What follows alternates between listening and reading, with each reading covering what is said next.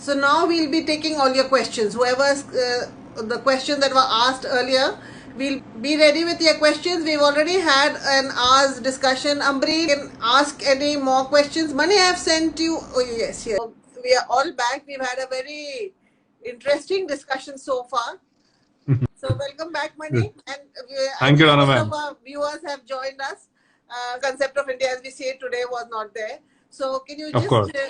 talk about that, the concept of India, and then how much of a Hindustani were the Mughals and Akbar? You can take that, and then we'll take questions. Okay. So, yeah, so every time, this subject comes up of the Mughals, a slur is used for them that they were foreigners. Okay. Certainly, Babur was a foreigner. He came from outside, not born here. Akbar was pretty much an Indian. And from Akbar onwards, we can say that, they became pretty much Indians. Because this conflict was also there among colonial historians. So I have mentioned one incident where Vincent Smith, who wrote the biography of the most extant biography that he wrote in the early part of the 20th century. So in that, he actually mocked E.B. Havel for saying that Akbar was an Indian, and he said Vincent Smith put a comment that he did not have a single drop of Indian blood in his veins. So that was Vincent Smith's comment, okay, which has subsequently been picked up, and you see that it's always amplified. कि वो हिंदुस्तानी नहीं थे. Now the thing is, what was Hindustan really? So if you're talking about the nation state of India, which gives us our imagination of India today, then definitely that was a different era. The borders were pretty much fluid. I had said this sometime back in another conversation with you, I think, that, the culture from Khorasan onwards to, Delhi and as far as Eastern UP used to be pretty connected. So that way, it was not foreign territory that they were coming into. So they had been coming there for centuries. So it is not something that, it had not been done before. Akbar definitely was born in India. He was breastfed after his mother by a Rajput woman, a Hindu woman named Daya Bhaval. Okay. And he grew up learning all these customs because, you don't have to specially learn them. When you see certain things around you, you tend to pick them up, So every Indian today, irrespective of his faith, grows up to have a common culture, So most of us, we may have different faiths, but our culture is similar, right? So it's the same culture that we grow up, seeing, and the kind of conversations that we have around ourselves, that gives us an idea about the world around us. That's happened with Akbar as well. But he deliberately made it a point to understand what Hindus were doing, what their lifestyle was like. So he follows all these customs. Once he starts marrying these Hindu women, starting with Harkabai or Hir Kanwar, the daughter of Raja Bharmal, he starts, practicing these Hindu customs. So he offers the home sacrifice, which is like the yagya. Then he wears the kaleva on his wrist, and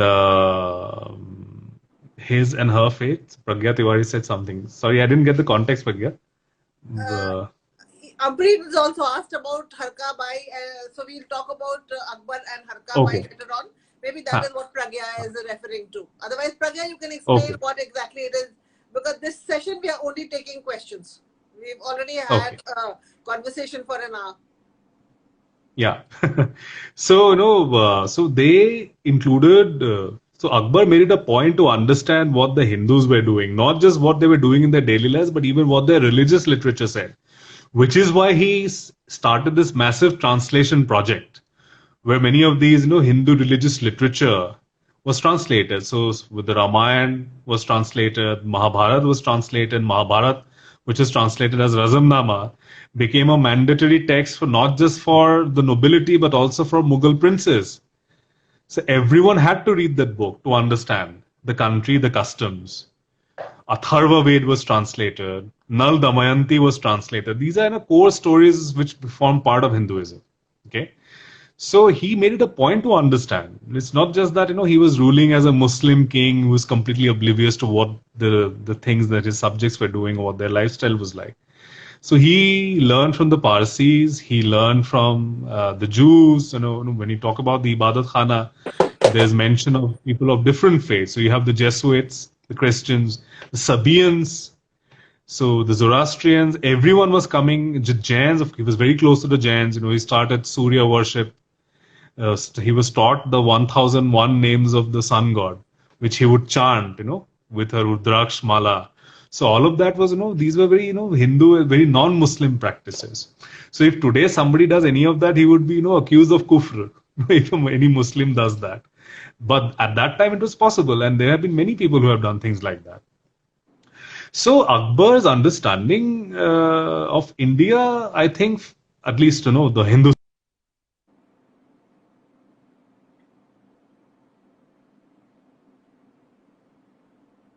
So he mixed up. So he would mix up certain things. So when when we were talking about the abuses that the expletives that he uses for Badauni, right? Shalgam khor and haram khor. He says that, he says that because he gets angry. I'm saying he probably never ate shabde to have said Shalgam khor. Yeah, so I thought that was very Captain Haddock-like, use of expletive, which is what I have written in my book as well. Aardvark, blistering barnacles, this is that sort of an expletive that he uses. So Akbar, so he thought that there is no concept of Jannat and Jahannam in Hinduism.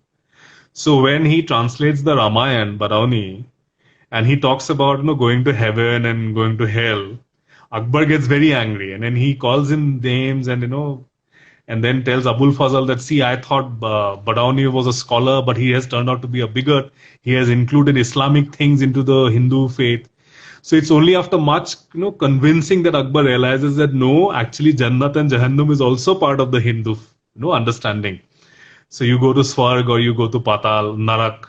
So all of that was also part of Hinduism. So Akbar didn't know that. So, you see that he was trying to understand, trying to learn the customs of his people and practicing them. I think not many people have been able to do it, at least not many kings in the past.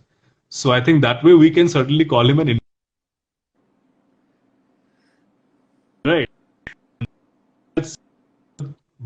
Hazrat Bazaban Hindustani Farmudan. Then he uses all the galis. A dash. I'm blurting out the gali. I'm muting the gali, but Chera Atka Mara Kushti. So why did you kill my Atka? So Bazid Bayat says that he abuses in Hindustani. So that's his own language. So we can certainly call him an Indian. No doubt about that. So can we now take the question? The first one was, Venki's question was that the 1000th year of Islam. And then the second we'll take Ambreen's question about Akbar's mother. And third about Harkar. Okay. So, so that millennium was considered to be a very auspicious occasion, okay? Because it was expected that, after 1,000 years, there would be another Mustahid, like the Prophet who will continue the tradition. So Akbar, and not just Akbar, there were many other kings, the Ottoman rulers, the Safavid Shahs. They were also trying to position themselves as the millennial sovereign, okay? So they are the Mustahid of the age. So Akbar actually went a step further. He commissioned the whole history, Tarikh-e-Alfi. This would be the history of the millennium, okay? So it's the most extant world history that was ever produced at that time. So he commissioned that work, and he had a very strong sense that he was the one who's actually, which is why Barauni talks about things like the emperor committing sacrilege after sacrilege, where he's trying to equate himself with the prophet, and in fact he stops believing in the prophet, and also says that the Badshah, and this is what Rafiuddin Shirazi says, that the emperor, he was upset with the prophet because the prophet stole the chance from him to become another prophet when he declared that after him there'll be no other prophet. So this is what Rafiuddin Shirazi writes. So Barauni also amplifies that. Barauni also says that Akbar actually tried to tweak the kalma. So when you say La ilaha illallah Muhammadun Rasulullah, so he tried to tweak that and tried to remove Muhammad and put his own name.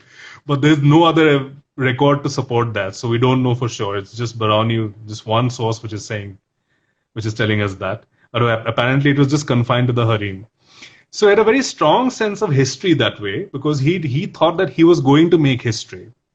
See, he wanted to ensure that But then he he knew could his be the place philosopher in king. the he knew his place that in history right from the time when I think he was born. And Absolutely, as absolutely. the saying shows, that painting where he recognizes his mother after meeting her after a gap of 2 years, and he meets her when he's only 3. So he was an Absolutely. infant when she leaves him, and when he comes back and he recognizes her. These are the myths which were created. So obviously he knew his Absolutely, place in absolutely. So he history. was He wanted to leave his mark in history on history, and absolutely, he left it absolutely, which through is why his Tariq Alfi was created. Yeah, yeah, through his absolutely. administration, through his work, through his the policies that he established, which many of which we, especially his administrative policies, there are quite a few land revenue which we still follow. So Right. anyway, to come back, since we promised that we'll be taking questions, Ambreen had asked a question on Akbar's mother. Can you answer that, Hamida Banu Begum? So what exactly about Hamida Bano Begum did I she think ask? she just was. You can she just asked about. Can you talk about his mother? So Hamida Bano Begum was a Can very you talk important about woman. her importance in his life, or as a? Okay, Huh. okay. So it is recorded that Akbar shaved his head completely only twice. When Jijianga died, who was his like wet nurse and the wife of Shamsuddin Atka Khan, and when his own mother died. These were the only two occasions when, to mourn the dead, he tonsured his head.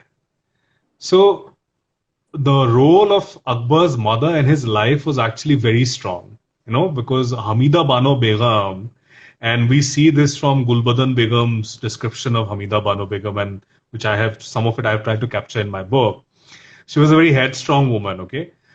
A girl who was just in her teenage years, she rebuffed an emperor saying that, I don't want to marry you because, there's an age difference between us. Then, he should be someone, he cannot be someone whose skirt I can't touch and whose collar I can't reach. So this is what she has said. Okay, um, so she rebuffed him completely, and several times, he had to convince her कि ये ना मेहराम है इनको मेहराम बनाया जाए, all of that, they were doing. So eventually he convinces her, and then she marries. Once she marries him, she does not abandon her husband. She even leaves behind her son and joins him when he goes to Sistan, and from then fought into, deeper into Persia. So and he had Humayun had just a handful of people following him at that time. So you can understand what sort of a woman she was. And for a long time, she was in Kabul because the reign was still not secure. Humayun had just taken back Delhi, and then he died. And after that, Akbar took some time to, reconquer and, expand and achieve stability. So after Mankot, that's when Hamida Bano comes back into India, okay, from Kabul. And after that, we see that she is instrumental in the removal of Bairam Khan. She is instrumental in, in pushing her son to the forefront. Because without her approval, because she slighted Bairam Khan at every point, frustrated every move of Bairam Khan by first fixing his marriage to one girl without even informing the Atalik. Atalik is Bairam Khan, right? Who was the Khane Khana. He was Akbar's tutor and guardian. So she has done something which Bairam Khan is, completely upset. He says that, she did not even inform me. She fixed his marriage to somebody I don't like. Bairam Khan did not like that man whose daughter Akbar married. So Hamida Banu did that. So he was very hurt, and he was advised by P. Muhammad Khan Sherwani not to push his luck too much, because he understood how the power structure had changed suddenly with the coming of Hamida Banu. So now she would not let her son to be manipulated, not by anyone. And Jodha Akbar actually fails to capture that. It shows that as if it is Mahamanga who was the more powerful of the two, and Akbar even abuses his own or disrespects his own mother in favor of Mahamanga in that movie. But in reality, it was the other way around. Mahamanga is somebody who was, of course, She was called the receptacle of chastity or something like that. That's how Abul Fazl describes her. But apart from those descriptions, Akbar did resent the fact that she was controlling through her son a bit too much. She was trying to pull the strings of government. So, when he uses a word for Abu Adham Khan, he calls him son of a bitch, which when Annette Beveridge was translating Humayun Nama, she found it very offensive. And she thought that, Akbar would have probably never used that for somebody whom he revered. But I think it was quite possible for Akbar to do that because he also resented Mahamanga's control. But his own mother was completely different. That's like she was revered, she was Mariam-uz-Makani, and she got that title after he became the emperor. So it always, whenever you hear these exalted titles, you should remember that it is only after that woman's son has become the emperor that these women get such titles. So as long as Jahangir was not the emperor, we don't hear about this Hindu wife of Akbar in the records. After Jahangir becomes emperor, she suddenly emerges as Mariam-uz-Zamani. And similarly, Khurram's mother, Jagat Gosai, she is nowhere mentioned, just one of those daughters of the Rajput kings. And suddenly after Khurram becomes the emperor, she becomes Bilqis Bano. Bilqis Bano. Bilqis Bano Begum. So That's how. Shamhel was Khusro's mother. Manbai. Before we continue, because I'll lose the thread, Pragya is asking if you could use 3 words to describe Akbar in any language, what would they be? I would say Akbar the Great. That's 3. Mani, your turn. 3 words to describe Akbar. Akbar the Great is mine. Okay, so I would say Akbar the Magnificent. I mean, magnificent in many ways. Akbar the Badass. तो ये भी हो सकता है. Okay. So we have just talked about Harka Bai. Harka Bai was the daughter of Raja Bharmal, given the title later on after Jahangir is born. And she was not Jodha Bai. She had nothing to do with Jodhpur. And that is a story that was created by Todd and later on amplified by Imtiaz Ali Taj, who wrote a drama called Anarkali, on which K.A. Asif based his movie. And that movie, we've both of us talked a lot about it, and we've written about it. You, of course, in your book, I in an article that was based on a Nehruvian idea of Akbar. Okay, then, right, absolutely. If Dara became the ruler, then he was the second Akbar of Mughal Empire, history lover. If Dara had become the ruler, would he have been the second Akbar of the Mughal Empire? See, Dara Shoko modeled himself as a philosopher king, so he was trying to train himself and mold himself as again a millennial sovereign, like as a philosopher king who had a great sense of history. But of course, he does not personally give any credit to Akbar for his, for inheriting any of these things from his grandfather. He does not mention him at all. So, would he have been another Akbar? Well, who knows? I mean, this is what if. What I can say going after going through the records, what I can tell you is that, he would not have been a different king, very different from Aurangzeb. That's the only thing which I can, say it with a certain amount of certainty, because, they had different ideas about kingship, but Dara definitely wanted to be another philosopher king. But for that, he didn't want to give any credit to Akbar. So he wanted to be on his own. Like, probably he would have, if he had become emperor, he would have tried to become greater than Akbar. That is for sure. He would have, created these, ideological things around him and made more propaganda, paintings and literature to, bump up his image. So I suppose that's what Dara would have done. So there's one question. Can you please talk about the languages during Akbar's reign? Persian, Arabic, Urdu, and their preferences, and Haraki. Urdu, of course, did not exist as a language till the time of Muhammad Shah, that is the second, mid-18th century. So there was no Urdu then, but there was Braj and Hindari. So, and can you talk about Farsi and Arabic and Braj and Sanskrit? So, they came with their own language. Okay, so there are several Turkic languages. So the Mughals, being the Chagatai Turkis, they came with their Chagatai language. Okay, so that is something that, say, till Jahangir's time, they were familiar with. After Jahangir, we don't really know if the later emperors actually knew Turkic, okay, so their own ancestral tongue. I'm not too sure because from very early on they adopted Persian. So Persian was the court language, that was the language of poetry, that was the language of aristocracy, and that was also the language of aspiration. So anyone who wanted to be rich at that time, in India at least, with this new Mughal system in place, so he or she would aspire to learn Persian and somehow get into enter the system or the bureaucracy as a clerk or something like that.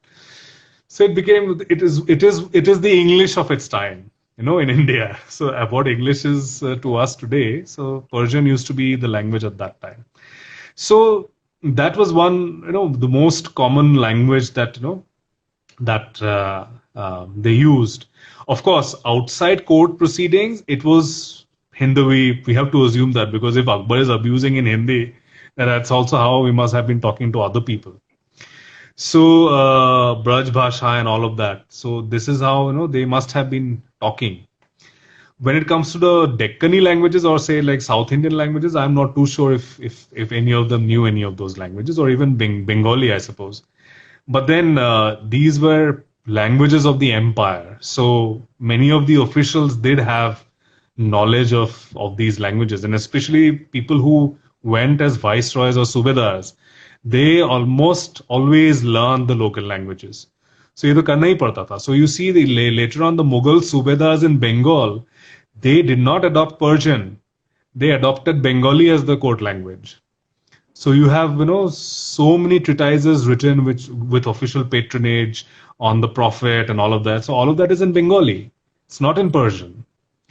So they were a pan-India empire, and a pan-India system had to include all the local languages, all the different cultures that it interacted with. So it's quite obvious that they would know all these languages. Personally, the emperors would always know their own, at least till the time of Jahangir, they knew Turkic, their ancestral tongue. They knew Farsi, of course, that was the language. Arabic was part of the religious teaching as well, so everyone had to read Arabic. And of course, the local Hindi language. So, agar aap Agra mein paida hue hain, Delhi mein paida hue hain, obviously you speak the language there, right? So if it's Khari Boli or whatever, so you would speak that language. You will not speak Bengali or any other language if you're in Delhi. So that's how they were. So they were pretty much like us. So one question that has come, half-baked scribbler, how much damage do you think have British historians done to medieval history, especially to the Mughal history, considering how we perceive them? So we already talked about this, James Todd, but you can talk about it once again. Yeah, so colonial historians, you have to understand that they were not really trained in the discipline of history, right? So the understanding of the discipline of history, which we have today, was very different back then. It was not a very organized sort of a discipline. So many of these, historians, so-called historians, were actually East India Company military officers or clerks or civil servants who were translating these documents, who did not quite understand the religious aspect of the things that were said. So these Persian chronicles invoked prophetic traditions.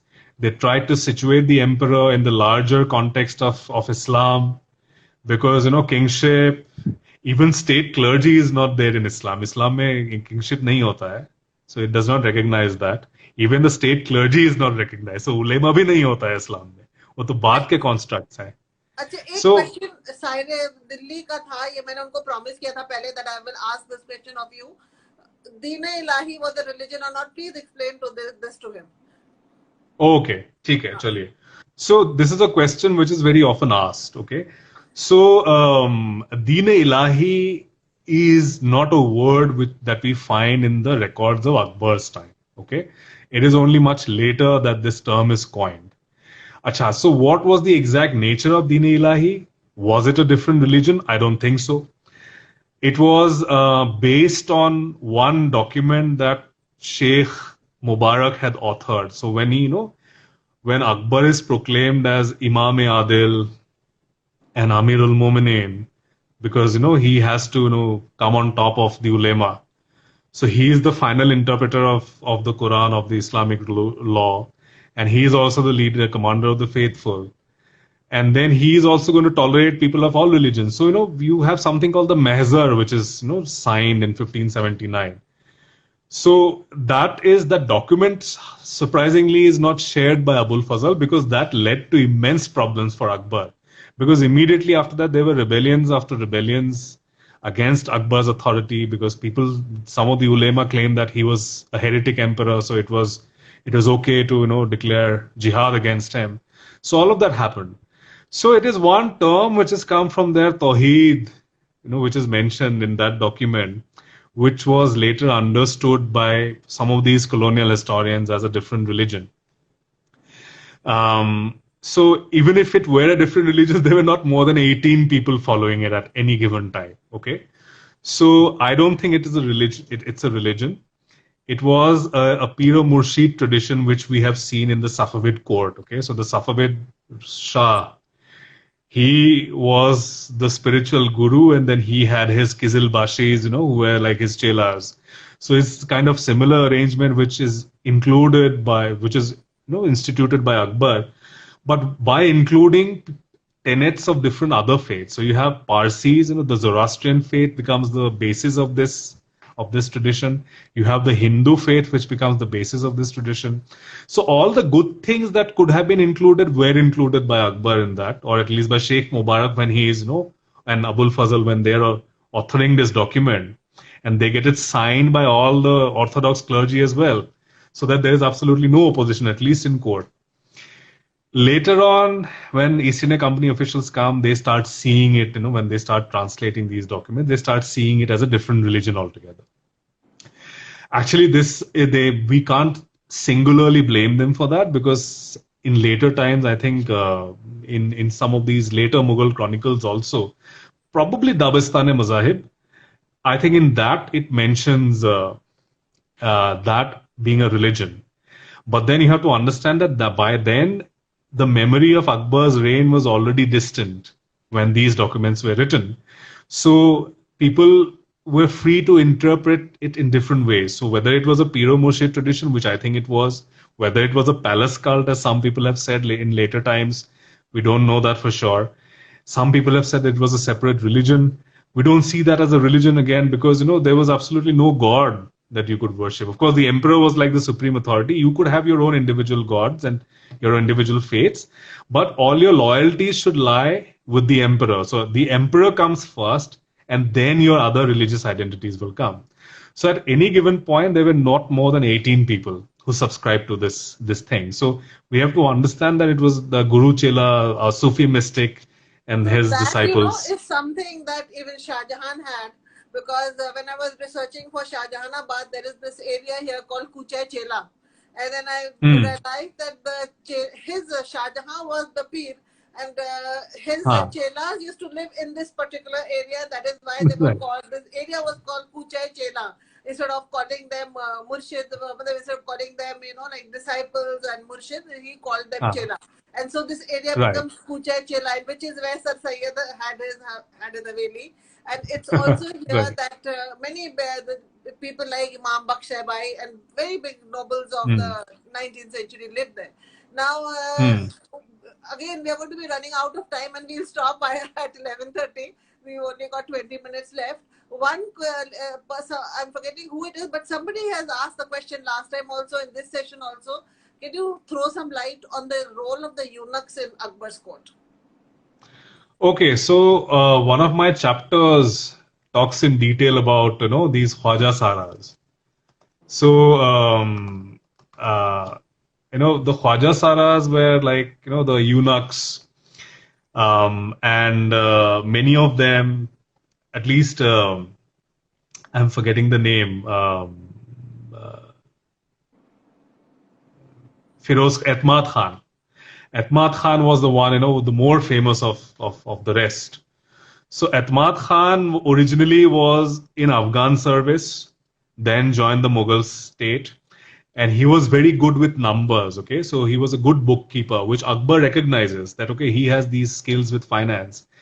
So in that early part of Akbar's reign, it is Etmad Khan who is entrusted with the responsibility of improving the finances of the empire. So he is, along with Todarmal, he is the one. Todarmal, in fact, comes in a bit later. So originally it was Atmat Khan who was carrying out these, financial transactions and trying to see how the empire could become richer, kahan pe tax lagana hai, kahan pe kaatna hai, and all of that. So all of that Atmat Khan was doing. So, he was given a mansab, and the moment you add the title Khan, that itself means that somebody has been raised to a rank of prominence. Okay, because that Khan is like, originally it's a Mongol thing, Turkic thing. So, it's only for princes or for people of noble blood that you use that term. So the moment somebody is called Atmad Khan, you suddenly increase his prestige. So there were several of them, and many of them, were paid very highly. But the only problem was they could not pass on their property or their inheritance to their children, because they could not have children. So this is something that made them feel very upset. So I think Atmat Khan himself, and later in his life, he frets that, so I am half a man, I have everything, I have all the riches of the world, I'm making buildings, I'm making mosques. He also makes his own tomb, Maqbara. But then at the end of this, I'm still half a man, and I'm not going to bequeath my wealth to my descendants. So that's what the life of a Khwaja Sara was, So some of them were made very senior nobles. Many of them acted as harem guards.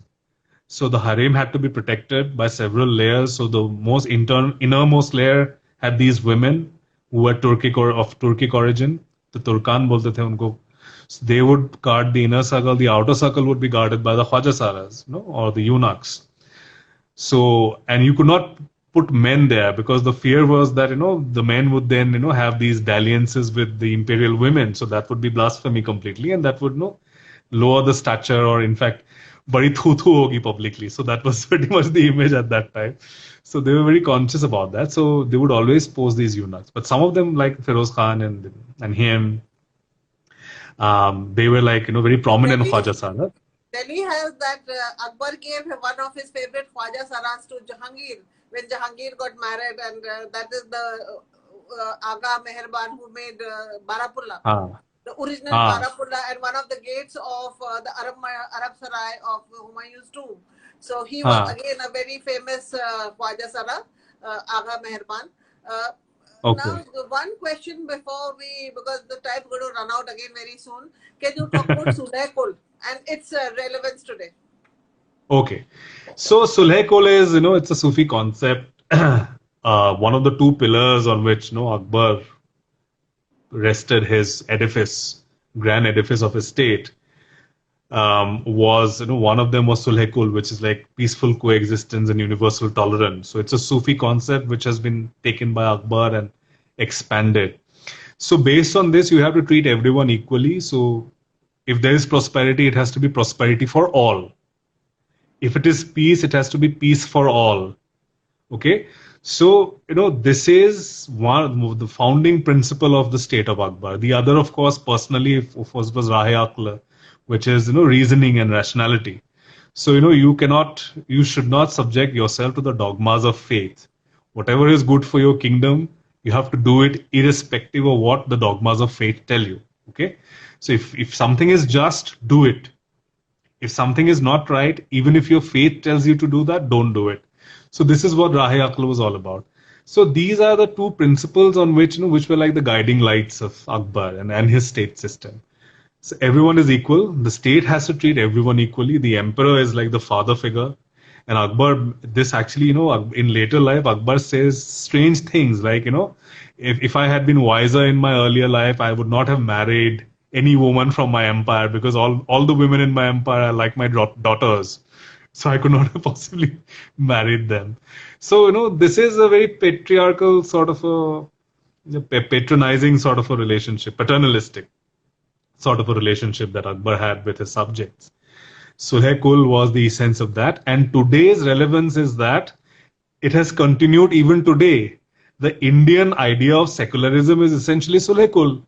It is Akbar's model, which was articulated by Radhakrishnan, Okay, so Radhakrishnan unknowingly actually articulates Akbar. So that's Radhakrishnan's model, which eventually becomes part of the Indian constitution. So when you talk about secular, you are actually tolerating all the religions.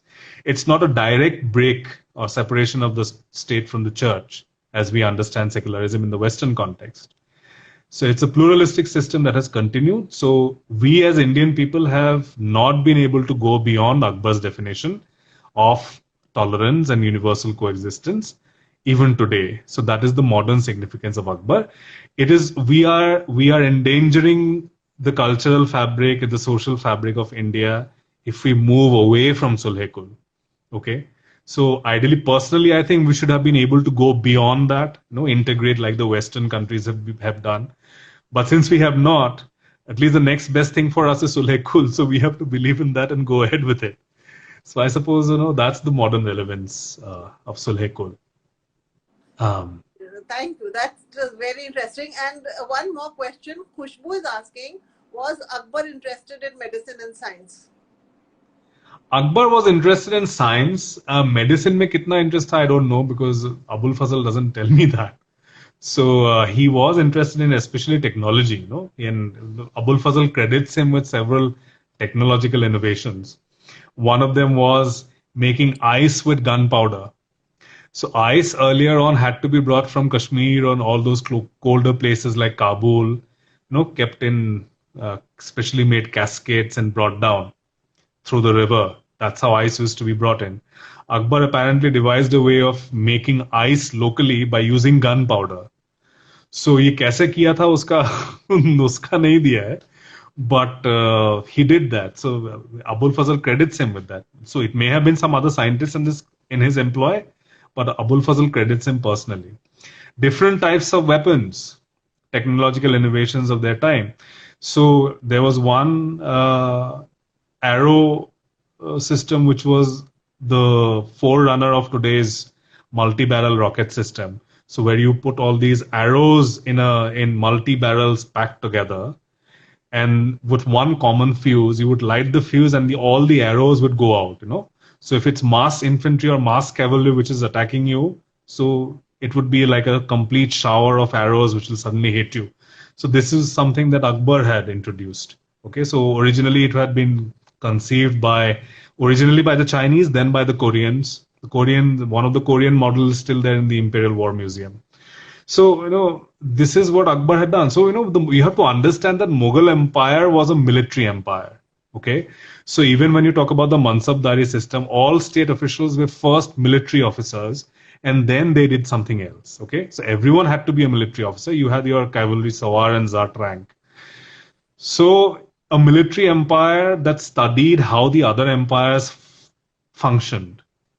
So it adopted technologies that came from outside, and till the time of, say, Shah Jahan, this inflow was very good, and Mughals were learning very fast as compared to the rest. So he was pretty much inclined to technology, and the way water used to be lifted in Fatehpur Sikri from water sources below. That was again an innovation of its time. So he liked people. He surrounded himself with men of talent. He personally picked talented people. So he was interested in all of that. So beyond that, of course, we don't know. So we have to rely on whatever Abul Fazl or Barani and people like them. There are detailed chapters in Ain-e-Akbari on all this. So even on Hikmat, medicine would be Hikmat at that time, Hakims. And Hakims had a lot of influence. We'll take this question. The Mad Mughals are here. They're asking, do you think Akbar's starring personality somehow overshadowed all who came after him? Well, I think it is the later. See, the other emperors did not have an Abul Fazl the way Akbar had.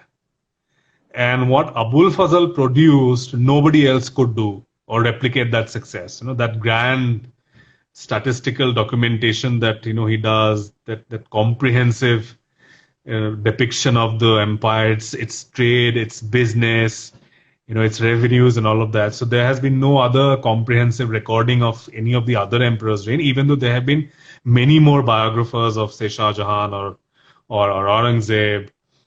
So that way, I think Akbar had the best guy to write his history or to compile about his reign, which the others did not get. And also, we have to understand that since at the early part of my talk, I had said that it's your present which shapes your understanding of the past. Okay, so we are reliant more on what the colonial historians have written, who have said great things about Akbar. So they were largely dismissive of any Indian ruler except Akbar. So Aurangzeb was posited as a bigot as opposed to the open-minded and secular liberal-minded Akbar. So this was the binary that was thrown to us by the colonial historians, which we have continued even today. So Akbar for them was a remarkable ruler who was, was a contemporary of Queen Elizabeth I, and Elizabeth was persecuting the Catholics when Akbar was talking about Sulh-e-Kul. So this is the thing that we have. So they were pretty much stunned by Akbar's persona.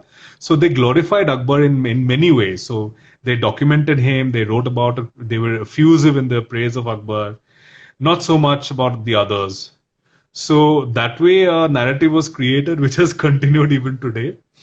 So and Akbar's, the later contemporaries, actually not Akbar, but in later time when the English start coming in, they started calling the Mughal emperor the Great Mughal. So that Great Mughal tag has stuck to the Mughals. So we still call them the Great Mughals, right? So that has continued. There are only two people who are given this tag of Great, Ashoka the Great and Akbar the Great, and that's how we remember them. So can you talk a little bit about the Ibadat Khana, since you already mentioned that at the same time he was talking to the Jesuits. So can you just give us, because we have, I think, about 5 minutes in which if you can talk about the Ibadat Khana, the questions that he took there, the thinking that went into having an Ibadat Khana where he could discuss questions of philosophy and religion, and why was he trying to understand other religions? What was the importance of other religions for him, and which is what led him to get translations done of Hindu scriptures, of the Bible, and even other religions. So can you just give us a recap of that? So the Ibadat Khana has a very interesting origin. So Akbar got the idea from Suleiman Kararani, who was the Sultan of Bengal. The Suleiman Kararani used to have these discussions with his closest followers, and Akbar liked the fact that he was having these conversations with people from different sects, but within Islam, of course. So he took that concept and expanded on it and included people from other faiths. This inclusion of people from other faiths was also a compulsion, because originally when the discourses began in the Ibadat Khana, and again the other interesting aspect of the Ibadat Khana was that it started from the room of a Sufi. So the building was built, it was in fact the room of a Sufi who became a worshipper, a devotee of Lord Shiva. So this was the origin of the Ibadat Khana. So his room was taken over, and it was expanded. And then, originally you had these discussions within Islam, so different Islamic scholars, and then, they would have these, fierce disagreements, and then they would even forget that the emperor is sitting in their midst, and they would, start calling tu me and all that. So all of that used to happen. So Akbar, he did this because he wanted to understand. He was a very curious man, and he wanted to understand, because you have to remember that, he was resisted. Every Muslim king in history has been resisted by the clergy. Okay, because no king really wants to fully follow the Sharia or the diktats of the faith. So it's the ulema which always tries to act as a check and balance when it comes to the authority of the king. So Akbar wanted to understand, why is he opposed by this section of the ulema? What are their thoughts on the religion? So he wanted to understand that. That started off, originally it started off as that, as his personal quest to understand what Islam was saying. And then, of course, he started including other religions. So you have, people, Jews, Judaism, followers of Judaism come in, Sabaeans coming. Sabaeans are like the followers of John the Baptist. Okay, so Zoroastrians coming, the Parsis. You have the Hindus who are coming in. So you have Shias. So originally it may have been just between the Sunnis. Now Shias have also started coming in. So, people from different faiths start coming in. And then when you have the Jesuits, Akbar, then decides that he's going to play one section against the other. So he gets all his, Sheikh Abdul Nabi and Makhdumul Mulk, all these people, they come, and, he would make the Jesuit priests Father Montserrat and Rodolfo Acquaviva, he would make them, pose questions which the ulema would really struggle to answer. And Akbar would enjoy that. So the other, of course, reason was that, emperor had to be shown as somebody who can end conflicts, okay, among different people. So that was also the political objective. That, people can have different kind of discussions, but ultimately it's the emperor who is going to decide what is right. So this was what he was doing. And then out of that, and we see that, he became completely disillusioned with his own faith, with other faiths, because he realized that, no faith has the single true claim to, to be the supreme or the true faith. So he starts saying things that, which really displease the orthodox minded people. And then he also allows the Hindus to, participate in discussions on Islam. So which the more orthodox nobility, they detest that. They think that how can a Hindu, comment on what the Rasulullah was saying? So, so he does all of that. So eventually I've called it the first nursery of Indian secularism, So the earliest experiments of, bringing different people together, people of different faiths together. This was experimented with by Akbar in the Ibadat Khana. So a lot of his, intellectual articulation after that we see emerge from the Ibadat Khana. So I suppose that would be my answer briefly. Of course, I can take an entire day talking about it. This because he has asked it twice, and I'd like you to clarify this. Sajid says, is it true Indian Muslims hate Akbar? No, Sajid, they don't, but Mani will explain. See, I don't think the Indian Muslims hate Akbar. No, but I don't. See, there will always be people who would think differently. So, some people would find Akbar to be a heretic. Somebody who is very orthodox minded might find Akbar to be a heretic because Akbar did say and do things which can be very problematic. For instance, he mocks prophetic traditions. Okay, so the tradition of the Miraj, splitting of the moon, these are things which are very central to Islam. Okay, so these are things that Akbar says that he says not so nice things about them, and then he also does not think very highly of the Sahaba. At least that's what Badauni has accused him of. So these are things which can be very problematic for any Muslim today. But also I think Sheikh Ahmad Sarhindi's impression of Akbar would have shaped the impression of some. But you were talking, Sajid, when you say Indian Muslims, I think you mean just a small sect of them, because most of the Indian Muslims wouldn't even be aware of all these details. Yeah. I think Mani has explained it very well that yes, he did not, in the beginning of his reign for the first 15-20 years, he was a very devout Muslim, and then later on he gets a little disillusioned with religion, with all religions, especially after his... because the Ibadat Khana turns out to be a turning point in his life. So one question, and this will be the last. Despite all his liberal outlook, was Akbar patriarchal? That will be the last question, because we are now at the end of the second hour. Of course, Akbar was a product of patriarchy. He was a practitioner of patriarchy. He was doing all of that. So we have to understand that we are talking about a 16th century emperor. आजकल के लोग patriarchal होते हैं, and so we can imagine what it must have been like in the 16th century. So, yes, he was very orthodox about certain things. And you would find that, if you would measure him up to modern sensibilities, maybe he will not prove equal to the task in many ways. But there are various other ways where he would outshine many 21st century democratically elected leaders. So, that is, I think, our tragedy, the tragedy of our time, that a 16th century guy should come out as the better man when compared to some 21st century elected people. But Akbar was a product of patriarchy, so we have to understand that. So it was a patriarchal system. It has been out and out a patriarchal system. So that's why the women who played, in real life, the women actually played, a much more significant role than they are given credit for. So they were reduced to footnotes, or they, emerged through the shadows here and there. But that was also because that's how history was written. It was a very patriarchal view of history, writing at that time. But they did play an important role, so we cannot deny that. So Akbar at the end of the day was, yes, he was heading a family, a large family.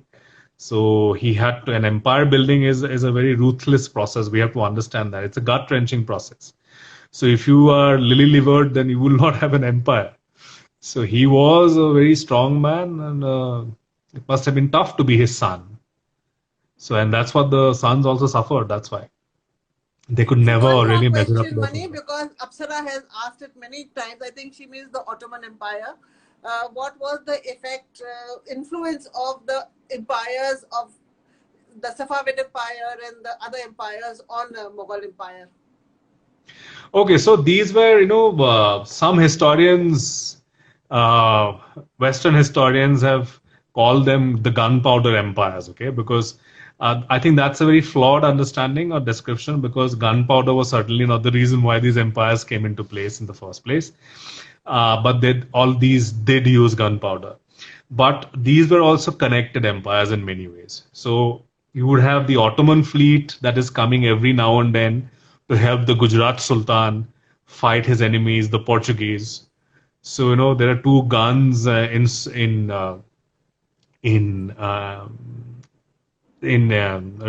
what is that place? Junagadh. So you have the Uparkot fort in Junagadh where you have two Turkish guns which are there. These are Ottoman guns. So name of the Sultan is also mentioned there. So Akbar was living at a time when Safavid and Ottoman empires were ruled by giants. Suleiman the Magnificent. I mean, there has been no greater Ottoman emperor than Suleiman the Magnificent. Okay, or that's how the Western world calls him. The Eastern world calls him Kanuni Sultan Suleiman. He was the lawgiver. Sultan Suleiman. Then you have Shah Abbas, Shah Tahmas, and then Shah Abbas. So Shah Ismail, before that, he was a contemporary of Babur. So these were like, legendary figures. Shah Ismail was like seen as the god himself or the embodiment of God. So he was a Sufi Darwish, and this was his first time a Sufi order established an empire for itself. Actually, the word Safavi also comes from Sufi. Ha. The title also comes from Sufi itself. Right, right. So this is the first time a Sufi order established an empire for itself. So these were connected empires, and you see that Babur is helped by the Safavid Shah in taking over Samarkand and in his other campaigns and fighting Shaybani Khan.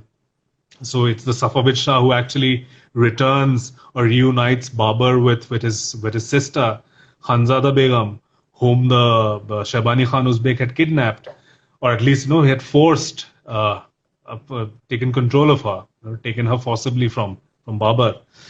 So these were connected empires. They interacted with each other, so they would have alliances. Sometimes they would talk about having alliances. And with the immediately on India's immediate border, you had the Safavid Empire. So that was the empire that India interacted most, or the Mughal Empire interacted the most with. So they always competed for the control of Kandahar. So kabhi unke paas hota tha, kabhi hamare paas hota tha. So that's how it used to happen. So and then they would, because the Mughal Empire was a Sunni empire. Okay, so the rulers were Sunnis. The Ottoman sultans were Sunnis. So sometimes they would talk about having an alliance against the Safavid Shah because he's a Shia. So ye sab bhi hota tha. So it was a connected, and many of these officers who served in the Mughal Empire came from the Ottoman and Safavid courts. Okay. So many of the people who took part in these discussions at the Ibadat Khana, they came from the court of the Shah of Iran. So that way, there was a constant mixing of populations that was happening. People were going to Ottoman Empire, coming from there, and they were bringing their own technologies, because you'd find that even during Akbar's time, you would find artillery officers who are called Rumi Khan.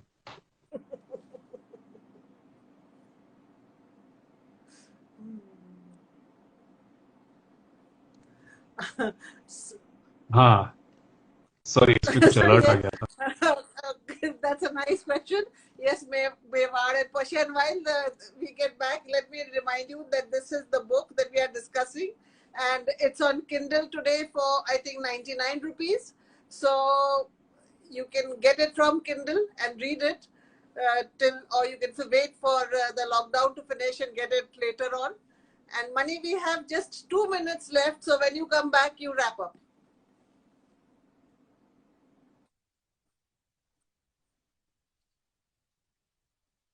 Back the Wi-Fi now. You just now wrap up because we have 2 minutes left.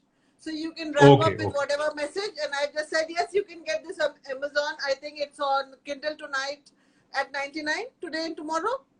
Yes. No. Yesterday and today, tonight. So tonight till 12 o'clock, that's the last chance that you have to buy the book just for 99 rupees.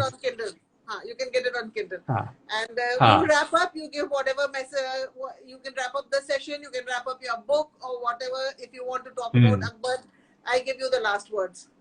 Okay. So you have to study about Akbar because A, he was a fascinating ruler, and B, he was a great politician, a very successful politician of his time.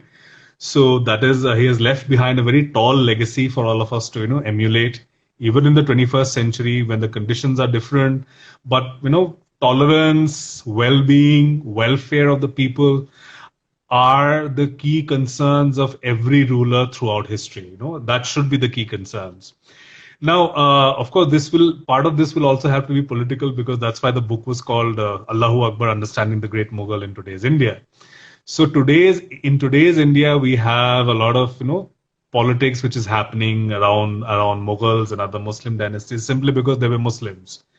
So you have an increasingly, majoritarian country, which is, a majoritarian society, which thinks that one part of its history should be discarded completely. So I think we have to resist such temptations.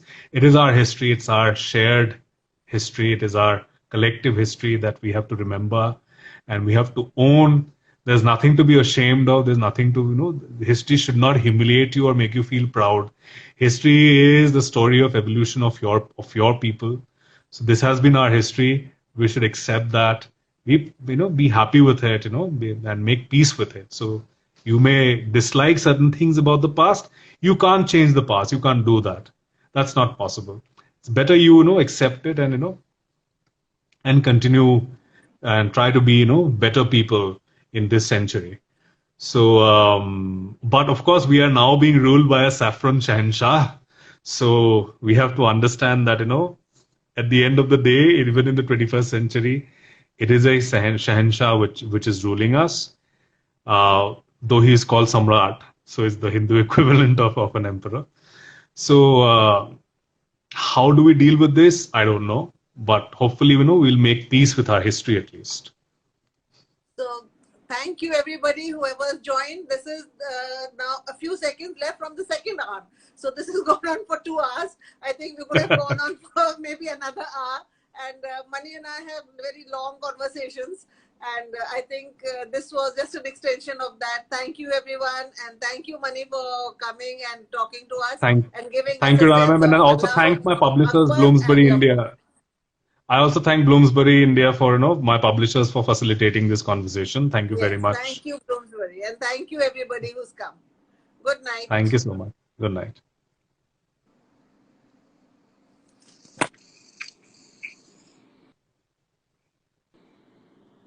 So the 36 seconds doesn't want to finish.